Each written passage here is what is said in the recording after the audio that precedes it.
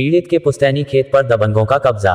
जनपद अयोध्या के तहसील मिल्कीपुर क्षेत्र अंतर्गत ग्राम पंचायत रामपुर पूरे पंडित का है, जहां के निवासी रिंकू यादव पुत्र राम प्रसाद यादव, कन्हैयालाल पुत्र जेठू यादव का आरोप बढ़ा। पीड़ित द्वारा पुलिस चौकी हैरिंगटनगंज चौकी प्रभारी रजनीश कुमार पांडेय पर लगाया जा रहा है आरोप। पीड़ित के द्वारा वरिष्ठ पुलिस अधीक्षक अयोध्या को तहरीर देते हुए बताया कि चक संख्या 93, 89, 140 का संक्रमणीय भूमि पर कब्जा है, लेकिन विपक्षीगण गया प्रसाद पुत्र इंद्रपाल यादव पुत्र स्वाद जेठू यादव जो भूमाफिया है, सभी का अलग अलग चक कटने के बावजूद भी पीड़ित को मिले चक को जबरदस्ती बोने नहीं दे रहे हैं।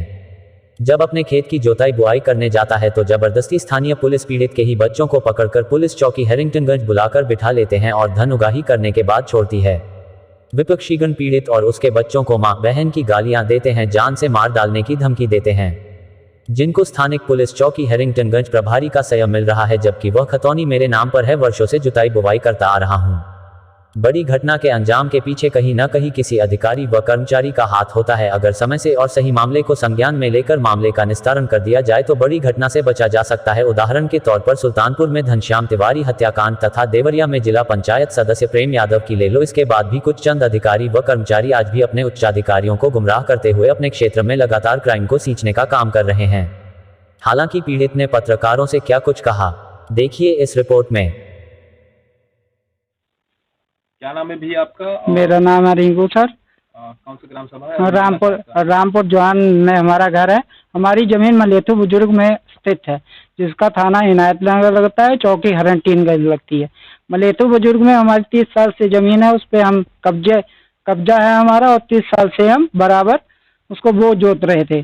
पर अभी 2018 में जब हमारे पिताजी दादाजी खत्म हो गए, उसके बाद से हमारा बंटवारा हो गया, तो उसमें इसी साल चकबंदी में 1/3 हो गया, और तीनों ही जनों के चक कटा हुआ है और तीनों के नाम है। जब भी हम प्रशासन के पास जाते हैं तो वो यही कहा जाता है हमसे कि इस पे आप मोमेंडम कर लीजिए। तो हम कहें इस बात, जब इस पर प्रशासन ने कहा आपको मोमेंडम करने के लिए हमें पुलिस चौकी हैरिंगटनगंज वालों ने कहा कि आप मोमेंडम कर लीजिए। तो हम कहें कि उस पर मोमेंडम कैसे कर लें, जब हमारा वो मामला दीवानी का चल रहा है कोर्ट में, तो हम उस पर मोमेंडम नहीं करते। हमने समाधान दिवस पे सीओ तहसीलदार साहब को भी दी थी एप्लीकेशन, एसडीएम के पास भी लगी हुई है, और पुलिस कप्तान के पास भी ऑर्डर होने के बाद, थाना इनायतनगर का ऑर्डर होने के बावजूद भी हमें बोला गया कि आप एसडीएम के पास जाइए, वहाँ पे आपकी सुनवाई गई। एसडीएम साहब ने आदेश किया हमारे सामने कि तहसीलदार मुआयना करने आएंगे, पर तहसीलदार साहब मौके पर मुआयना नहीं करने आए और आज तक कोई आता नहीं। और वो विपक्षी हमारी फसल, मतलब हमारे खेत में पानी भर देता है बार बार, वो पुलिस की शय में ये सारा काम हो रहा है। और हमें नाम क्या है? विपक्षी इंद्रपाल गया प्रसाद यादव। आखिर ये इतने सारे विवादों का कारण क्या? विवादों का कारण है सर कि हमारे पिताजी के जो पिताजी थे, उनके खत्म होने के बाद वसीयत करा ली गई है। हमें पता नहीं चला, उसकी खारिज दाखिल हो गई है। 9 बीघे की वसीयत हुई थी? 9 बीघे की वसीयत दाखिल हुई है, जिसमें उन्होंने कुछ जमीनें हमें दान में भी दी है, जिसको हमने लिखवाया हुआ है। वसीयत क्या आप लोगों की मर्जी से हुआ? नहीं, वो चोरी से कराया गया ना। हमारे पास कोई नोटिस आया है, उसको नोटिस को हमारे गांव के ही कुछ लोगों ने उस पर हस्ताक्षर किए हुए हैं, और हमें पता नहीं चला। हम लास्ट में हमें पता चला जब 208 नंबर बाकी रह गया एक चक, तो 208 नंबर पे हमने आपत्ति लगाई तीनों के नाम।